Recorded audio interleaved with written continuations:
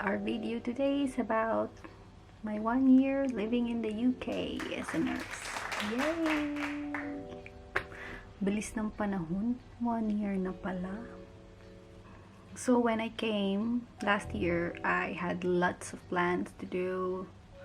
Alam mo naman tayo mga Pilipino, mahilig mamasyal, mag-ikot-ikot, mag-experience life. But it's lockdown and there's pandemic, so we can't do that.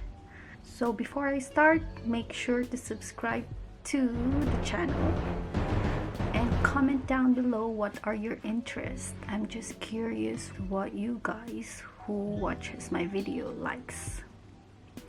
And for those who are coming to see my videos, I hope you will enjoy the video.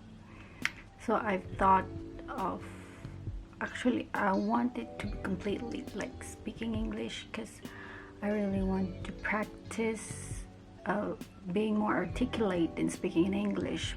But I'm a Filipino and we can't help it. We gotta speak Tagalog or Ilocano. Or what do you think? I might do vlogs in Ilocano. That would be interesting. Let's go on point to the topic. Sorry, I was steering into another topic. So when I arrived here, I started to work as a nurse in the NHS. Working as a new nurse in the NHS, wherein you don't know the system, it's gonna be a bit of a shock. It was a bit of a shock to me because I didn't know the system.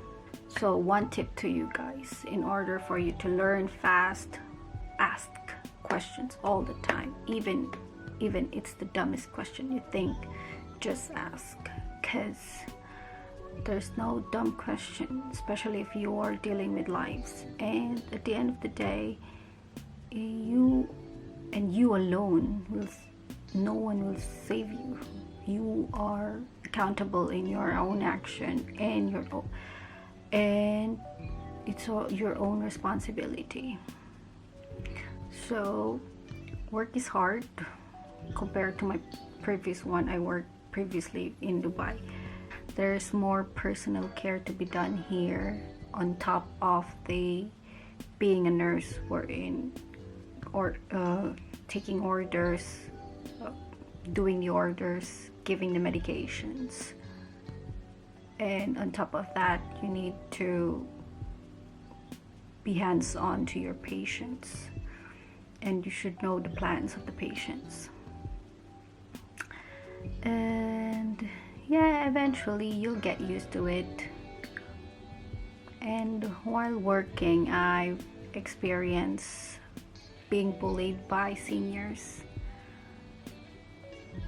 I guess this is one of the difficult times, because you got no one with you, and there are just some people who are just like that. They're just bullies. But if you can't tolerate it, I implore you just to speak out. Don't do what I've done, because I just kept quiet and then just tolerated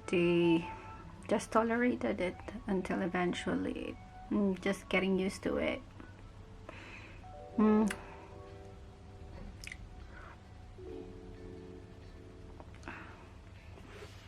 Next thing that happened was OSCE, which is the Objective Structural Clinical Examination. Because I did not study nursing here in the UK, so I needed to meet their standard, and there's a lot of tests, and this is the last test. And I took it. I took the first time, and I failed. And I did not take it well. And that was the start of my depression, I guess. I felt depressed. It was funny because if you see a patient being diagnosed of depression, you don't really see a grasp of what they're feeling. Anyway, I retried again, then I eventually passed. But I really did not took well the first time I failed. On top of that, I had no one to talk to, no friends, no families. And at that time, I was really not in a good communication in my so-called boyfriend. So I was feeling down. As time, days, months passed by so fast, holidays are coming. I did not even celebrate Christmas, which is really odd for Filipinos because we like to celebrate Christmas. But it was lockdown and I got no one. And then after that, I just recently,